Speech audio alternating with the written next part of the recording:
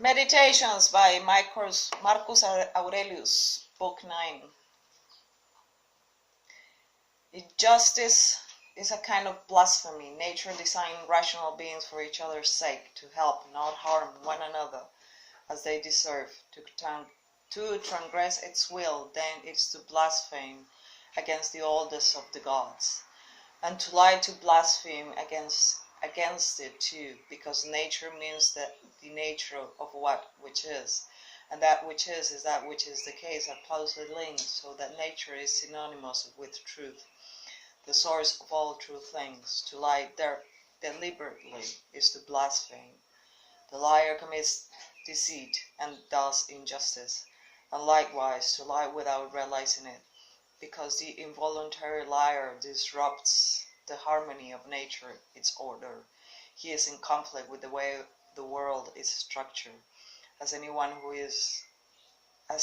is who deviates toward what is opposed to the truth, even against his will.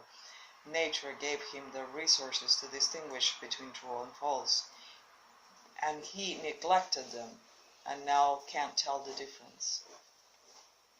And to pursue pleasure as good and flee from pain as evil, that too is blasphemous. Someone who does that is bound to find himself constantly reproaching nature, complaining that it doesn't treat the good and bad as they deserve, but often lets the bad enjoy pleasure and the things that produce it, and makes the good suffer pain and the things that produce pain. And moreover, to fear pain is to fear something that's bound to happen, the world being what it is, and that again is blasphemy. While if you pursue pleasure, you can hardly avoid wrongdoing, which is manifestly blasphemous.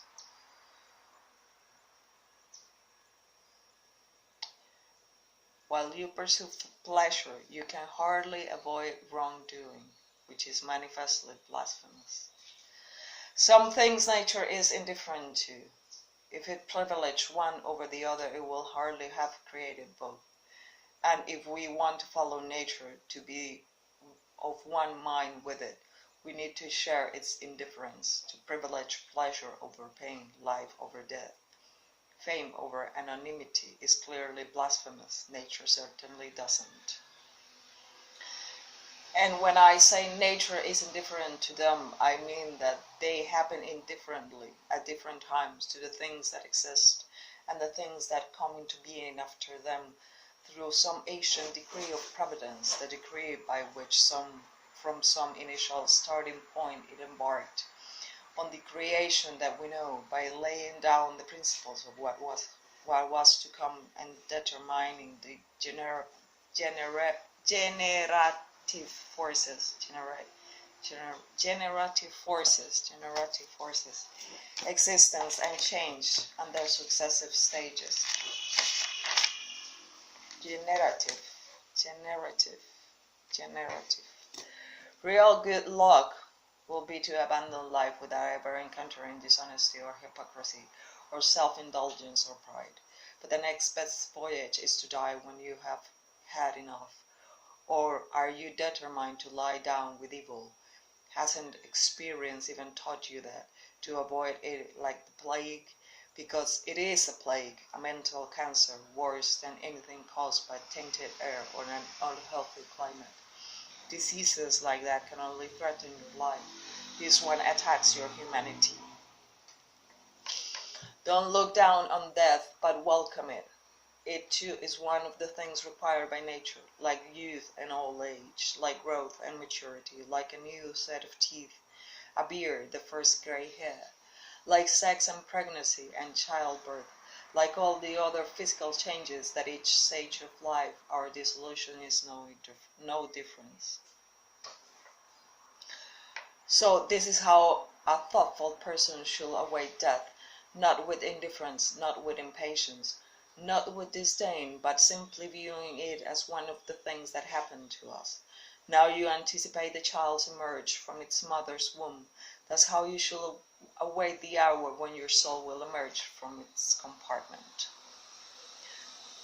Or perhaps you need some tidy aphorism to tuck away in the back of your mind. Well, consider two things that should reconcile you to death: the nature of the things you'll leave behind you, and the kind of people you'll no longer be mixed with. There's no need to feel resentment toward them. In fact, you should look out for their well-being and be gentle with them. But keep in mind that everything you believe is meaningless to those you leave behind, because that's all that could restrain us, if anything could. The only thing that could make us want to stay here, the change to live with those who share our vision.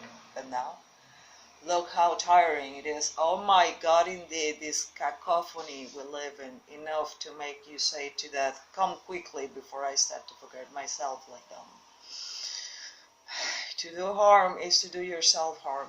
To do an injustice is to do yourself an injustice. It degrades you. And you can also commit injustice by doing nothing. Objective judgment now, at this very moment. Unselfish action now, at this very moment. Willing acceptance now, at this very moment, of all external events. That's all you need. Blot out your imagination, turn your desire to stone, quench your appetites, keep your mind centered on itself. Animals without the logos are assigned the same soul, and those who have the logos share one too, a rational one. Just as all earthly creatures share on one earth, just as we all see by the same light and breathe the same air, all of us who see and breathe. All things are drawn toward what is like them, if such a thing exists. All earthly things feel the earth's tug, all wet things flow together, and airy things as well, so they have to be forcibly prevented from mixing. Fire is naturally drawn upward by the higher fire, but ready to ignite at the slightest touch of the other earthly flame, so that anything drier than usual makes good fuel, because less of what hinders combustion is mixed with it. And things that share an intelligent nature are just as prone to seek out what is like them, if not more so, because their superiority in other ways is much but their greater readiness to mix and mingle with their counterparts. Even in irrational beings we see swarms and herds, and nesting and love not unlike ours, because they do have souls, and the bonding instinct is found in a developed form, not something we see in plants or stones or trees, and it is still more developed in rational beings with their states, friendships, families, groups, their treaties and truces, and in those yet more developed there is a kind of unity, even between separate things, the kind of we see in the stars. An advanced level of development can produce a sympathy even in things that are quite distinct.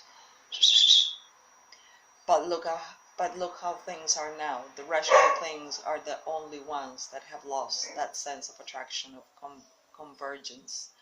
Only there we do not see that intermingling. But however much they try to avoid, there's no escaping. Nature is as strong, as you can see if you could look closely. Concrete objects can pull free of the earth more easily than humans can escape humanity. Humanity, divinity, and the world, all of them bearing fruit, each fruit in its season. Normally we limit the world to vines and other plants, unnecessarily. The fruit of the Logos nourishes both us and it, and other things spring from it too, of the same species as the Logos itself. Convince them not, if you can. If not, remember, the capacity for patience was given us for a reason. The gods are patient with them too, and even help them to concrete things, health, money, fame. Such is the gods' goodness, and yours too, if you want it. What's stopping you? Work, not to rouse pity, not to win sympathy or admiration. Only this, activity, stillness, as the Logos of the state requires. Today I escaped from anxiety, or no, I discarded it, because it was within me, in my own perceptions, not outside. Known by long experience, limited in lifespan, debased in substance, all of it. Now as then, in the time of those who buried. Things wait outside us, hover at the door. They keep to themselves, ask them who they are, and they don't know. They can give no account of themselves. What accounts for them? The mind does. Not being done to, but doing, the source of good and bad, for rational and particular beings, where their own goodness and badness is found not in being done to, but in doing. A rock thrown in the air, it loses nothing by coming down, gain nothing by going up. Enter their minds, and you will find the judges you are so afraid of, and how judiciously they judge themselves.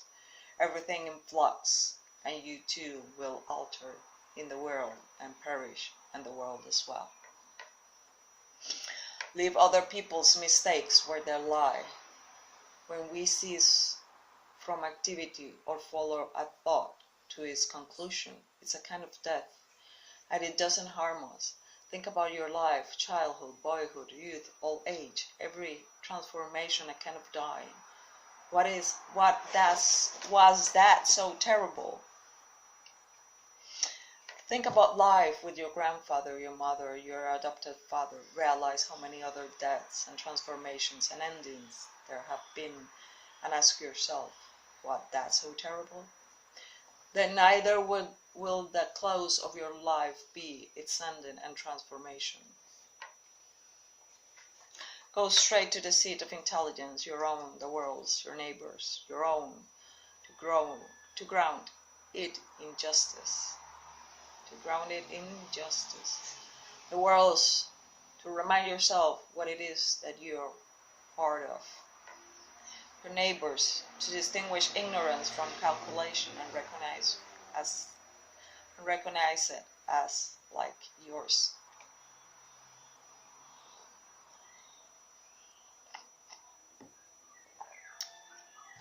You participate in a society by your existence, then participate in its life through your actions. All your actions, any action not directed toward a social end, directly or indirectly, is a disturbance to your life, an obstacle to wholeness, a source of dissension. Like the man in the assembly, a faction to himself, always out of step with the majority. Childish tantrums, childish games, spirits carrying corpses, Odysseus in the underworld, so more real life. Identify its purpose, what makes it what it is, and examine that, ignore its concrete form, then calculate the length of time that such a thing was meant to last. Endless suffering, all from not allowing the mind to do its job. Enough. When you face someone's insult, hatred, whatever, look at his soul. Get inside him. Look at what sort of person he is. You'll find you don't need to strain to impress him. But you do have to wish him well. He's your closest relative. The gods assist him just as they do you, by signs and dreams and every other way, to get the things he wants. The world's cycles never change, up and down from age to age. Either the world's intelligence wills each thing, if so accepts its will, or it exercises the will once and for all, and all else follows as a consequence, that is so, why worry? One way or another, atoms are unity. If it is God, all is well. If it is arbitrary, don't imitate it. The earth will cover us all, and then be transformed in turn, and that too will change ad infinitum, and that as well ad infinitum. Think about them, the waves of change and alteration endlessly breaking, and see our brief mortality for what it is. The design of the world is like a flood, sweeping all before it. The foolishness of them, little men busy with affairs of state, with philosophy, and what they think of as philosophy, nothing but fun and mucus. Well, then what? Do what nature demands. Get a move on, if you have it in you, and don't worry whether anyone will give you credit for it, and don't go, except in Plato's Republic, be satisfied with even the smallest progress, and treat the outcome of it all less unimportant. Who can change their minds? And without the change, what is there but groaning, slavery, a pretense of obedience? Go on and cite Alexander Philip Demetrius of Phalerum, Demetrius of Phalerum. Whether they knew nature's will and made themselves its student is for them to say, and if they prefer to play the king, well, no one forced me to be their understudy. The task of philosophy is modest and straightforward. Don't tempt me to presumption. To see them from above, the thousands of animals, herds, the rituals, the voyages on calm or stormy seas, the different ways to come into the world, share it with one another and live it. Consider the life led once by others long ago, the lives to be led by others after you, the lives led even now in foreign lands. How many people don't even know your name? How many will soon have forgotten it? How many offer you praise now, and tomorrow perhaps contempt? That to be remembered is worthless, like fame, like everything. Every indifference to external events, and a commitment to justice in your own acts, which means thought and action resulting in common good. What were you born to do? What you were born to do. You can discard most of the junk that clutters your mind, things that exist only there, and clear out space for yourself. By comprehending the scale of the world,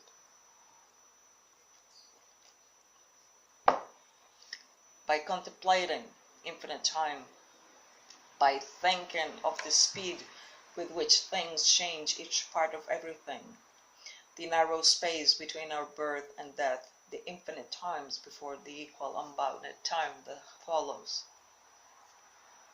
All that you see soon have vanished, and those who see it vanish will vanish themselves, and the ones who reach old age have no advantage over the untimely dead.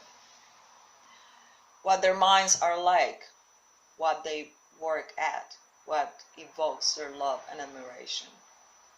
Imagine their souls stripped bare, and their vanity, to suppose that their disdain could harm anyone, or their praise help them. To decompose is to be recompensed. That's what nature does. Nature, through whom all things happen as they should, and have happened forever in just the same way, I will continue to, one way or another, endlessly. That things happen for the worse and always will. That things happen for the worse and always will. That the gods have no power to regulate them, and the world is condemned to never-ending evil. How can you say that? Disgust at what things are made of, liquid dust, bones, filth, or marble as hardened dirt, gold and silver as residues, clothes as hair, purple dye, as shellfish blood, and all the rest. And the same with our living breath transformed from one thing to the other. Enough of this wretched, whining monkey life. What's the matter? Is any of this new? What is it you find surprising? The purpose? Look at it. The material? Look at that. That's all there is. And the gods, well, you could try being simpler, gentler, even now. 100 years or 3, no difference. If they have injured you, then they are the ones who suffer for it. But have they? Either all things spring from one intelligent source and from a single body, and the parts should accept the actions of the whole. They are only atoms joining and splitting forever and nothing else. So why feel anxiety? Say to your mind, are you dead, damaged, brutal, dishonest? Are you one of the herd, or organizing like one? Either the gods have power or they don't. If they don't, why pray? If they do, then why not pray for something else instead of for the things to happen or not to happen? Pray not to feel fear or desire or grief. If the gods can do anything, they can surely do that for us. But those are things the gods left up to me. then isn't it better to what's up to you, like a free man, than to be passively controlled by what isn't, like a slave or a beggar? And what makes you think the gods don't care about what's up to us? Start praying like this and you will see. Not some way to sleep with her, but a way to stop wanting to. Not some way to get rid of him, but a way to stop trying. Not some way to save my child, but a way to lose your fear.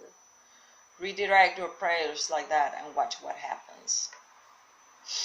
Epicurus. During my illness, my conversations were not about my physical state. I did not waste my visitors' time with things of that sort, but went on discussing philosophy and concentrated on one point in particular, how the mind can participate in the sensations of the body and yet maintain its serenity and focus on its own well-being. Nor did I let my doctors shout about like grandees. I went on living my life the way it should be lived, like that, in illness or any other situation. Not to let go of philosophy, no matter what happens, not to bandy words with crackpots and Philistines. Good rules for any philosopher. Concentrate on what you are doing and what you are doing it with. When you run up against someone else's shamelessness, ask yourself this: is a world without shamelessness possible? No. The same for someone vicious and untrustworthy, or with any other defect. Remembering that the whole class has to exist will make you more tolerant of its members. Another useful point to bear in mind: what qualities has nature given us to counter that defect? As an antidote to unkindness, it gave us kindness and other qualities to balance other flaws. And when others stray, of course, you can always try to set them straight, because every wrongdoer is doing something wrong, doing something the wrong way. Ketesh! And how does it injure you anyway? You'll find that none of the people you're upset about has done anything that could do damage to your mind. But that's all that harm or injury could mean. Yes, boorish people do boorish things. What's strange or unheard of about that? Isn't it yourself you should reproach for not anticipating that they'll act this way? The Logos gave the means to see it, that a given person would act a given way, but you pay no attention, and now you're astonished that he's gone and done it. So when you call someone untrustworthy or ungrateful, turn the reproach on yourself. It was you who did wrong by assuming that someone with those traits deserved your trust, or by doing them a favor and experiencing something in return instead of looking to the action itself for your reward. What else did you expect from helping someone out? Isn't it enough that you've done what your nature demands? You want a salary for it, as if your eyes expected a reward for seeing or your feet for walking. That's what they were made of. By doing what they were designed to do, they are performing their function, whereas humans were made to help others. And when they do help others, or help them to do something, we're doing what we were designed for. We perform our function.